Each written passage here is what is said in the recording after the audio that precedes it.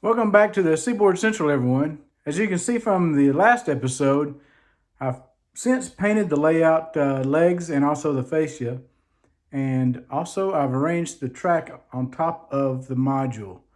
So let's look and see what we're going to need to do some wiring and track installation for this episode. Here's what I use to secure my track.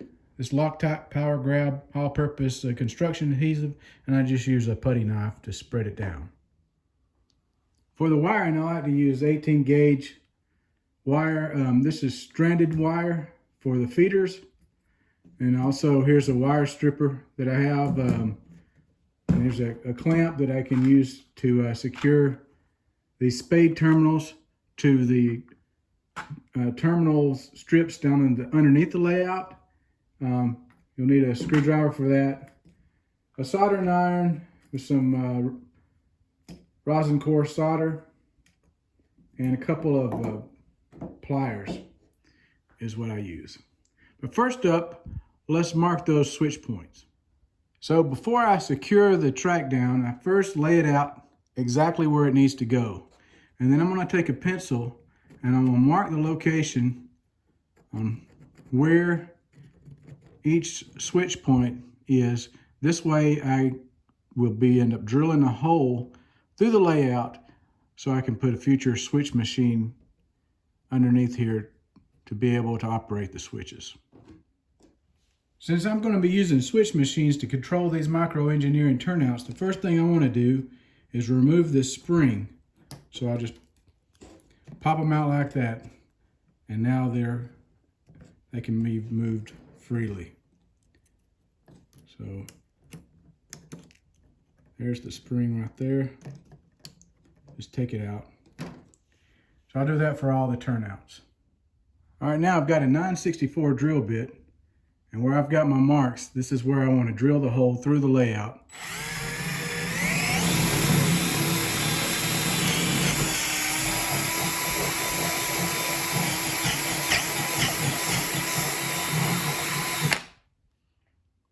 And you recall from earlier, I did mark where the joists were underneath the layout, so I know these aren't going to interfere with any joist.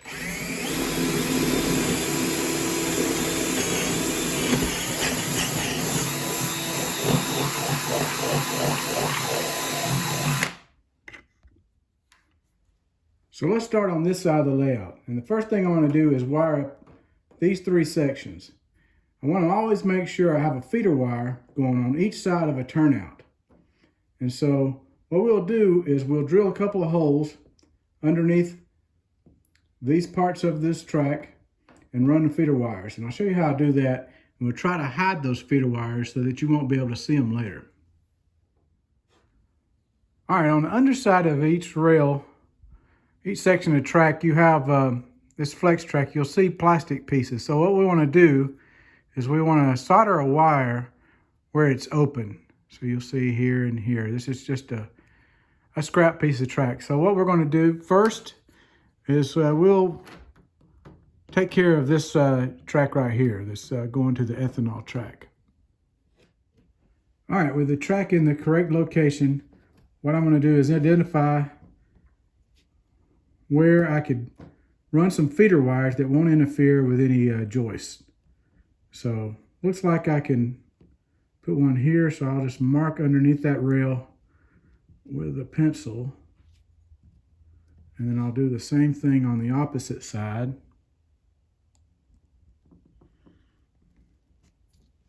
And I'll move the track out of the way. And where I made those marks, I can drill a hole for the feeder.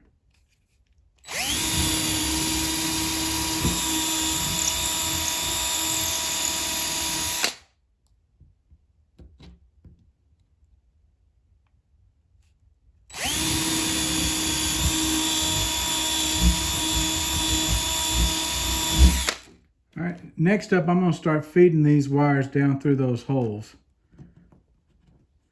Here I'm using the black wire to the back side of the layout and the red wire to the front, but some people like to use red to the rear.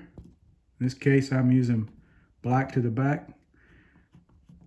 It doesn't matter. which way you choose. Just make sure that you stick with it all throughout your layout. All right, next up I'm going to strip the wires. And I picked up this handy little gadget from Micromark. Comes in handy for make quick work out of something like this. After that, I'll take my thumb and forefinger and twist the wire, this stranded wire together real tight. And I'm going to run one of these spade connectors over the end of it.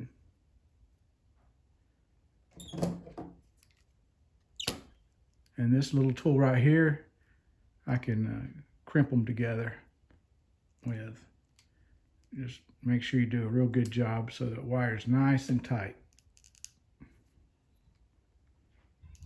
I'll also take it and I'll bend these two slightly together a little bit, just like that.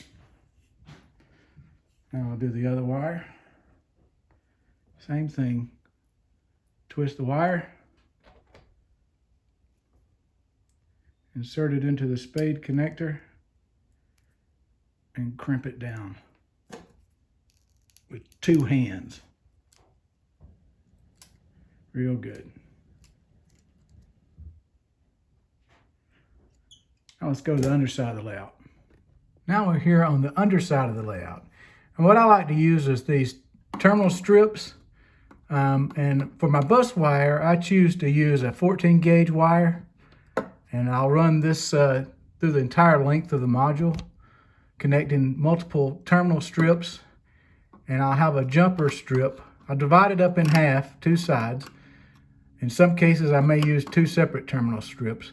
But I'll have a jumper section to jump so that I can run one wire, and then it runs the electricity through the entire strip there. All right, so in the case of our feeder wires that are coming down from underneath the layout, I'm going to just run those through and connect them like that.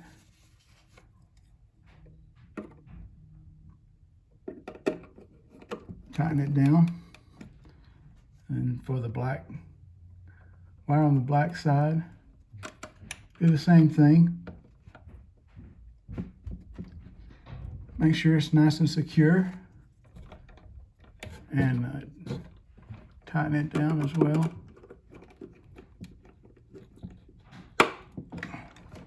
And then for the excess wire, I'll just feed it back up to the upper side of the layout. All right, with the wires pulled back through, I'll cut the wires off and give me a little bit of slack to work with.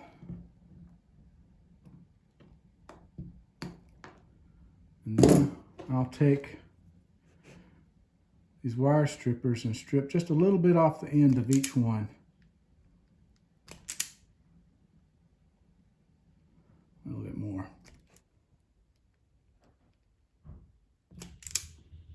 Something like that. And I'll do the same thing. I'll twist the wires. All right, now I need to line the track back up. Make sure I have it where I want it.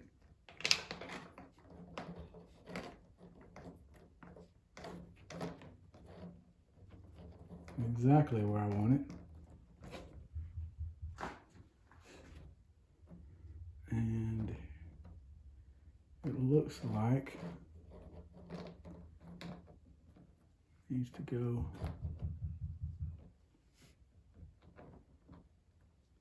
right there. Now what I'm going to do is mark the location using this X-Acto knife each side. And flip it over. And I'm going to just scratch the bottom of that rail. It will help for the solder to work better when you're soldering this wire to the rail. To take this step. Especially when the rail is weathered, like this one. All right, one of the first things I want to do is kind of flatten this out with this these flat head pliers.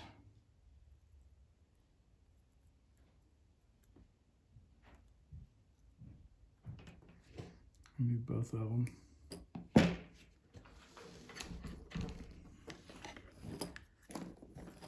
Next up,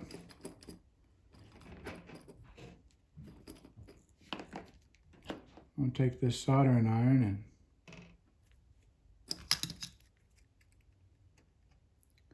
add a little solder to the bottom side of the rail where the wire is going to be attached. And then I will take pliers, hold the wire in place,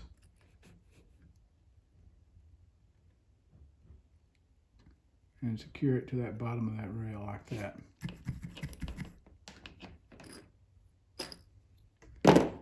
Like that, take one of these and clean the tip of the soldering iron.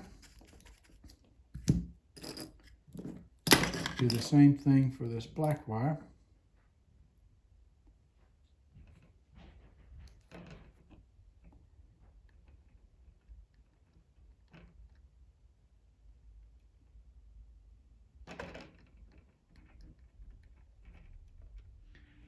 All right, the next thing we're going to do is add our adhesive where the track's going to go.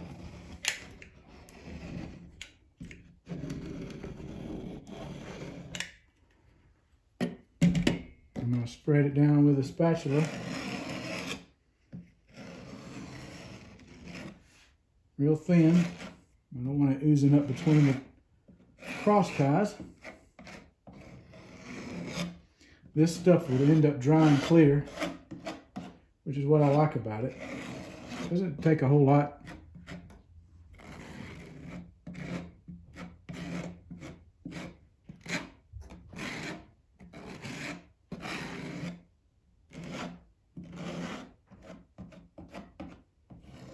Something like that. And from the other side of the layout, I'll pull those wires down like this and pull the track in place.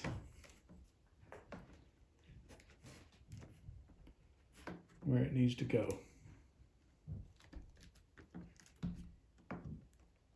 Just like that. And I can weigh it down with something. So I've got all the track secured down and everything's wired up. One thing I didn't point out before is I did not put any kind of adhesive underneath where the switch points are because I don't want anything to mess with the movement of those switch points. So here you can see I've got feeders covering this section and this section. I want to make sure I have feeders on both sides of the turnouts. Here's a couple more feeders for that track. I had to put the feeder right here in between these two turnouts. Feeders are here and here. Again, I put feeders here on here. And then there's feeders on each one of these tracks all the way across.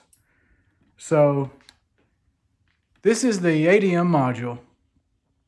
Next in the series, I'm going to cover frog juicers and switch machines. So be sure to stay tuned for that one. But the next video I'm going to put out is, I'm going to take a break from the series and I'm going to do a special video. So be sure to look out for that one. I think you'll like it. So until next time, thanks for watching the Seaboard Central.